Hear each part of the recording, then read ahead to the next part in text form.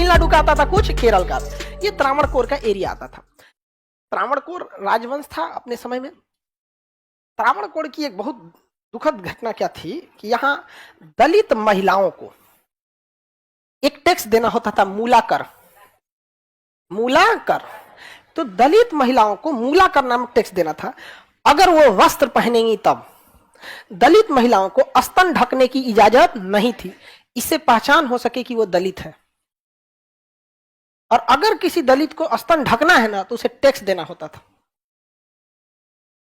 उससे भी बेहुदगी की बात क्या थी कि स्तन जितना बड़ा रहेगा टैक्स उतना देना रहता था। इतना शर्मनाक बात किया था यहाँ पे। और वहां पर नंगिली नाम की एक महिला थी वहां पे, उसके अब हस्बैंड वाइफ थे सब, तो किसी को भी क्या ये समाज कभी बर्दाश्त करेगा ये बात। उसको जब टैक्स लेने आ गया ना, तो अपना स्तने काट के फेंक दी और मर गई वहां पे। समझ में आ गया कि नहीं गया? ये देश में दलितों के साथ अत्याचार हुआ है।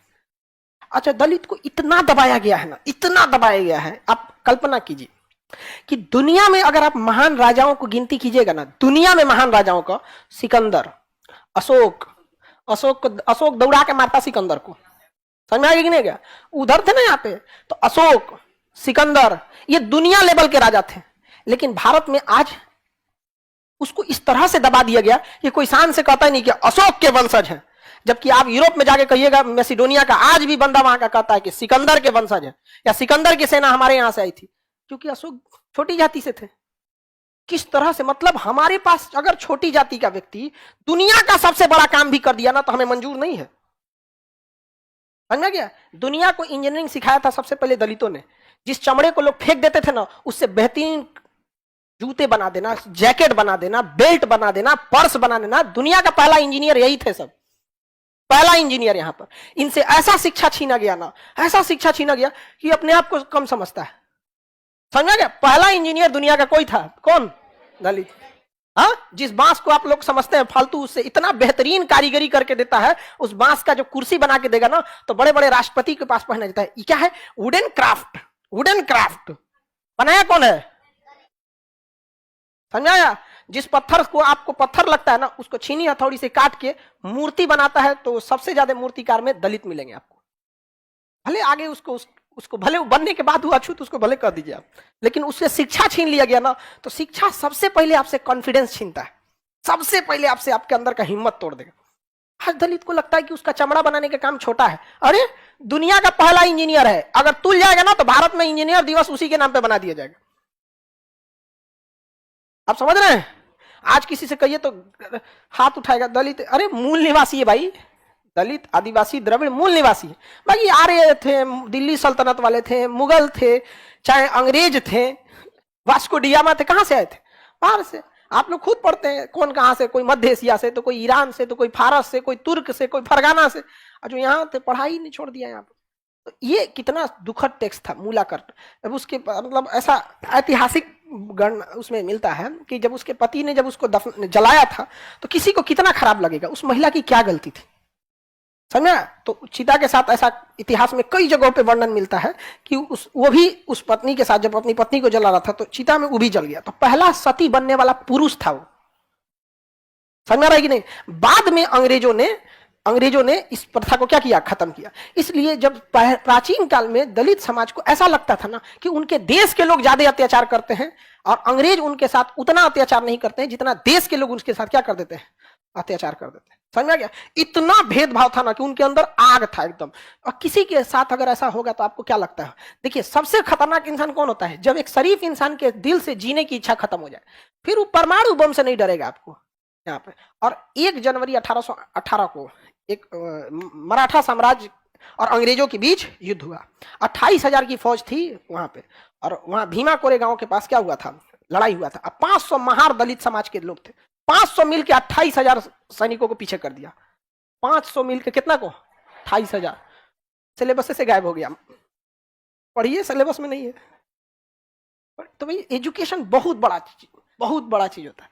आप खुद से सोच के देखिए, अशोक अगर निम्न जाति का नहीं होता, तो आज अशोक का दबदबा कहां होता? आप समझ रहे हैं? राजेंद्र चोल इंडोनेशिया जाके मार दिया शैलेंद्र शासक को। कहां देखने को मिलता है? मिलता है? नहीं मिलता। तो बड़ा ये सब दुखद चीजें हैं। ये भारत जैसे सभ्यता और संस्कृति के धरोहर देश पे ये कलंक है। ये सब चीजें यहाँ मूलाकर में आप समझ में आया कि नहीं आ गया? और दलित समाज में क्या चीज है ना, दलित आदिवासी पीड़ित समाज में इन लोगों ने शिक्षा छोड़ दिया। देखिए, अगर आप आज शिक्षा लेंगे ना तो आपकी अभी की पीढ़ी जाएगी, आगे जाएगी, और अगर फंस गए तो बचाने कोई नहीं आएगा। लेकिन अगर आप आज शिक्षा ले रहे हैं, 100 साल बाद आपके समाज में बढ़िया जज, बढ़िया वकील, अधिकारी, बिजनेसमैन, सीए, कर्मचारी से लेके हर चीज आपके लिए आमने सामने रहेगा। समझ में आ रहा है कि नहीं आ रहा है? तो जब 5000 साल अगर आपको दबाने में लगाया गया है तो 100 साल तो उठने में भी लगेगा। समझ में आ रहा है कि नहीं आ रहा है? और किसी को ऐसा देखिएगा ना, अशोक का गुणगान, अशोक का तब तो हम लोग गुणगान गाते। आपका क्या कहना है बाबू? हमारे लिए कभी जाति धर्म ये सब चीजों से नहीं, हमारे लिए हम समाज का हम रियल चेहरा देख चुके हैं बबुआ। इस समाज में आज भी दुइये को जाति है, अमीर और गरीब की। समझ में आया कि नहीं आ गया? यहाँ पे इसलिए जिंदगी हो या व्हाट्सएप, लोग स्टेटस देखना पसंद करते हैं। समझ में आया कि नहीं आ गया? इसलिए थोड़ा सा तगड़ा रखना है। और अभी के समय में क्या रास्ता है आपके पास? एजुकेशन के अलावा तो और कोई रास्ता नहीं है। आगे बढ़े तो त्रावणकोर की यह घटना भारत के लिए एक शर्मसार घटना थी। ये कभी भी मतलब एक सभ्य समाज इसकी कल्पना नहीं कर सकता था। जहां हम एक बार महिलाओं की एक बार कहते हैं कि पूजा करनी चाहिए, तो कभी एक बार कहते हैं कि उसके वस्त्र पहनने के लिए क्या लेना चाहिए? टैक्स लेना। इतना तो जुल्म अंग्रेज भी नहीं किया था सब। हाँ, तो आजादी के पहले का भारत नहीं था? आजादी के पहले तो हम लोग सोना के चिड़िया थे। हाँ, आजादी के पहले तो हम लोग आर्यवर्त थे। आजादी के पहले ही तो हम तो अखंड भारत थे। आजादी के पहले ही का तो हम लोग गुणगान गाते हैं। हमारी संस्कृति अंग्रेजों ने खराब किया तो हमारी संस्कृति मुगलों ने खराब किया, तो ये किया वो किया। आजादी के पहले ही ना हुआ, तो आपको क्या लगता है आजादी के बाद कर देंगे लोग? हाँ, आदमी कितना दूर है जी यहां से पटना? ज्यादा दूर ना है, यही है ना। हम यहाँ पे हैं, कितना टाइम लगेगा?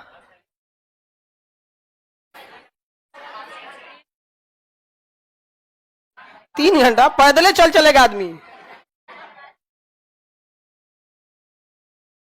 भेदभाव कभी नहीं होना चाहिए। हमारी क्लासरूम में आने के बाद जाति धर्म भी अपना पहचान पीछे छोड़ देता है, उसकी सीमा समाप्त हो गई। अब यहां से खान सर का नियम लागू होता है। यहाँ जाति धर्म चाहे जिस जाति के हैं, आपकी जाति ऊंची है नीची है कोई मतलब नहीं है। जिस बेंच पे आज आप बैठे हैं उस बेंच पे कल कोई और जाति का बैठेगा, कोई भेदभाव नहीं कर सकते। और ऐसा नहीं, माहौल का असर पड़ता है, आपकी हिम्मतों नहीं करेगी यहाँ करने का। एक बार देख के देखिए ना, खदखदाएंगे तन ज्यादा ना, तो एक बार देख लीजिएगा सामने डायनासोर खड़ा है। कभी जाति धर्म से भेदभाव नहीं होना चाहिए। आप माफ कर दीजिए, अलग बात है, लेकिन भूलिएगा कभी नहीं। जय भीम सर जी। हाँ बाबू, जय भीम। भीमराव अम्बेडकर साहब नहीं रहते ना तो अब तक ये हाल नहीं रहता। हकीकत में है वो भगवान ही एक तरह से अवतार है आप। हकीकत में कभी कभी ऊपर वाला अवतार बना के भेजता है, और स्पष्ट है कि जब भी अत्याचार होगा तो कोई ना कोई अवतार लेगा। तो कौरव लोग का अत्याचार बढ़ गया था ना, कोई ना कोई अवतार लिया था। तो इनके लिए भी अवतार लिए थे कौन? अम्बेडकर साहब।